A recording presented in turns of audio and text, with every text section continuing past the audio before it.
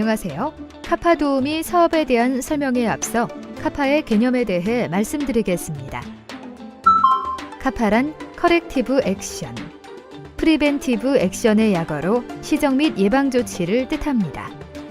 국내 많은 의료기기 제조사들은 발생한 부적합에 대하여 내부적으로 시정 및 예방 조치와 관련된 개선 활동을 수행하는 데 많은 어려움을 겪고 있습니다. 이런 애로사항의 지원을 위해 식약처에서는 국내 의료기기 제조업체를 대상으로 카파 도우미 사업을 수행하고 있으며 본 사업을 통해 의료기기 업체의 품질 부적합 재발 방지, 품질 시스템 활용 능력 향상 및 제품 신뢰성 강화를 위해 힘쓰고 있습니다.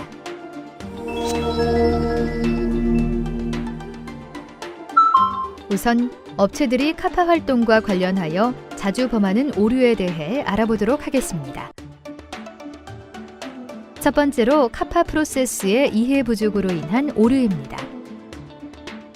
부적합 발생 시 카파 프로세스의 요구사항을 준수하여 모든 단계를 진행하지 않고 단순 부적합의 시정 완료 후 보고서 작성으로 문제를 종결하여 부적합 문제의 근본 원인 파악, 시정 조치, 예방 조치, 재발 방지를 위한 주요 사항들이 누락이 된 경우가 많이 발생합니다.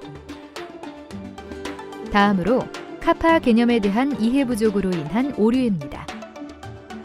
대표적인 사례로 작업자의 교육 훈련은 시정에 대한 대표적인 방법이지만 대부분은 업체들은 이를 시정 조치 방법으로 교육을 통해 종결지는 경우가 많이 발생합니다.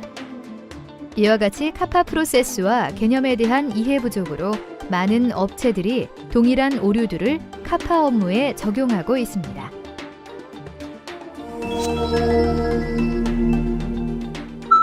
다음으로 카파 활동에 대한 정확한 이해를 위해 요구사항 및 프로세스에 대해 말씀드리겠습니다. 부적합 사항이 발생하여 카파 보고서를 발행해야 하는 경우 다음과 같이 부적합의 조사, 근본 원인 식별, 조치사항의 식별 및 수행, 조치 검증, 개선 조치, 유효성 검토 및 결정의 순서로 카파 업무를 진행하게 됩니다. 조사 시에는 부적합 규모 파악, 잠재적 부적합 원인 가능성의 요소 확인, 확인된 정보의 검토 평가 등을 통하여 근본적인 원인 파악과 문제 해결 방법을 확인해야 합니다. 근본 원인의 식별 단계에서는 파악된 부적합이나 잠재적 부적합의 원인 또는 부적합의 발생 요소 등에 대해 시정 조치 및 예방 조치가 취해질 수 있도록 신속하게 확인되어야 합니다. 확인된 부적합의 원인은 다음과 같은 사항이 포함될 수 있습니다.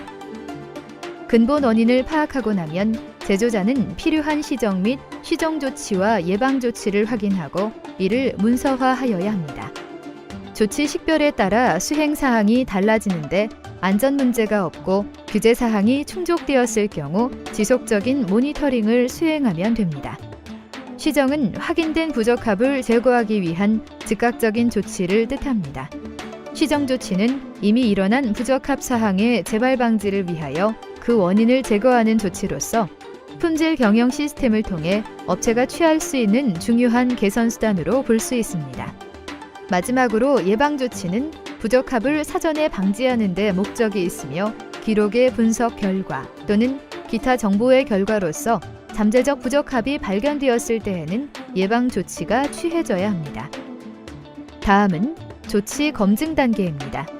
조치를 확인하고 이에 대한 결과로서 조치 사항에 대한 목록이 시정 및 예방 조치 보고서에 기록되어야 하며 이행에 대한 상세한 설명, 규제 요구 사항 검토, 조치 사항의 실행에 대한 역할 및 책임, 필요한 자원의 확인 등과 같은 내용이 포함될 수 있습니다.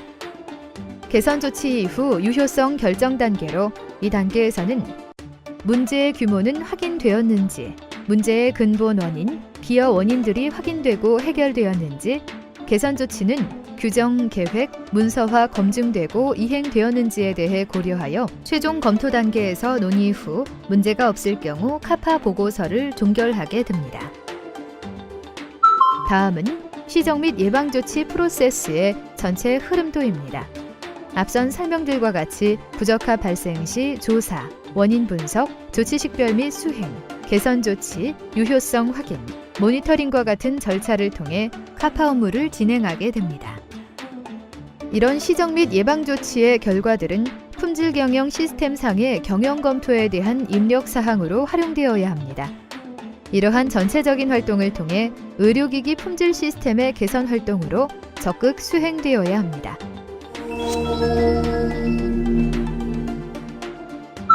마지막으로 효과적인 시정 및 예방조치 보고서 작성 요령에 대해 설명드리도록 하겠습니다. 첫 번째, 먼저 시정조치 및 예방조치 보고서의 기본 입력 정보입니다. 보고서 작성 시 작성, 검토, 승인의 주체가 명확히 식별되어야 하며 보고서의 작성일, 조치의 검토 및 시정일자, 평가일자 등이 명확히 표기되어야 합니다. 보고서의 종료일은 모든 절차가 완료된 실제 종료일에 기준하여 작성하여야 합니다.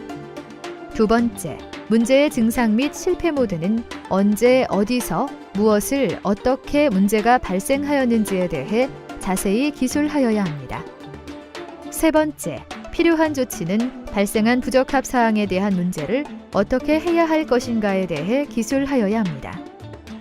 네 번째, 예비조사 및 조치계획 단계에서는 부적합 원인 확인을 위해 확인된 내부, 외부 자료에 대한 명확한 출처와 객관적 데이터를 근거로 근본적인 원인 분석을 위해 확인된 내용들이 작성되어야 합니다.